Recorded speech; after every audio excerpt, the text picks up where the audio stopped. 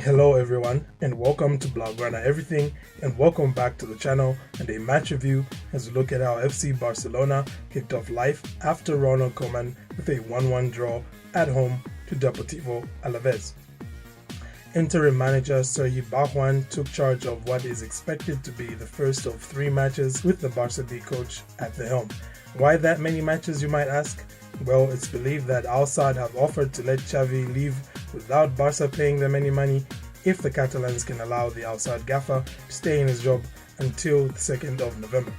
The draw leaves Barca stuck in 9th place on the table, level on points with Valencia in 10th and 5 points off of 4th place and 8 points off the league leaders. So, as we normally do with match reviews, we'll look at how the teams lined up, then talk about Barcelona's performance on the night and discuss negatives and positives from the performance, as well as pick the man of the match. A quick reminder to hit like and subscribe if you're enjoying this video so you can keep up with all the FC Barcelona match reviews and previews on this channel. Also, let's try and get just 100 likes on this video. I know the football is uninspiring, but let's get this to 100 likes for the culture. Let's go ahead and start by looking at the tactical setup from both teams. Barcelona set up with a 4-3-3 with the following players: in goal, Marc-Andre ter Stegen, a back 4 of Mingueza, Piqué, Garcia and Alba, a midfield 3 of Gavi, Busquets and Nico, and a front 3 of Memphis, Aguero and Dest.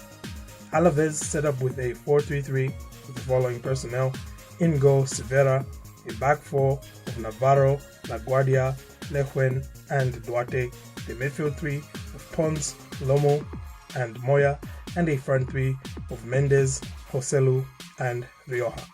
Let's now briefly look at how Barcelona performed in this game. Barca dominated the game straight away from kickoff but struggled to fashion goal-scoring chances during the first half, only registering the one shot on target, which was brilliantly saved by Severa in goal. In the second half, Barca finally succeeded in crafting more chances and they eventually opened the scoring through a wonder strike by Memphis Depay.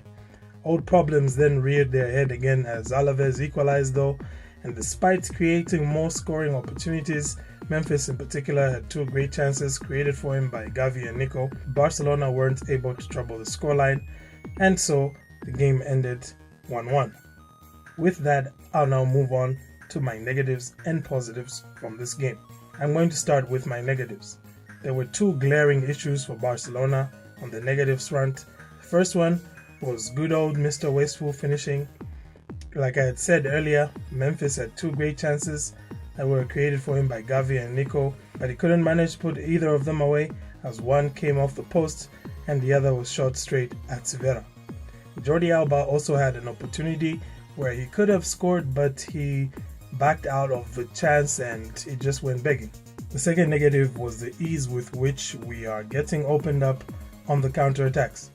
Alaves scored from a counter-attack, much like Real Madrid did during that last Clásico. It will certainly need to be addressed, especially if we hope to get wins against Dinamo and Benfica. Right now, the right side of our defense in particular looks very porous on the break, and I don't know why these players just don't have the awareness to make a tactical foul. Again here with the goal, Dest and like 3 other players had the opportunity to just drop Rioja, take the free kick, but they let him run and he eventually scored. I will now move on to the positives. My first positive was the performance by the youngsters. Nico and Gavi really did dominate this game and they put in some top-class performances. With Pedri and De Jong both out for most of November, it's hard to look past the 2 youngsters for ready-made replacements, so I expect both will see a lot of game time alongside Ricky and Coutinho. My second positive was the early evidence that the players are willing to play differently and more like a Barcelona team. Barjaun set Barca up with wingers close to the touchline and midfielders high in the half space close to the number 9.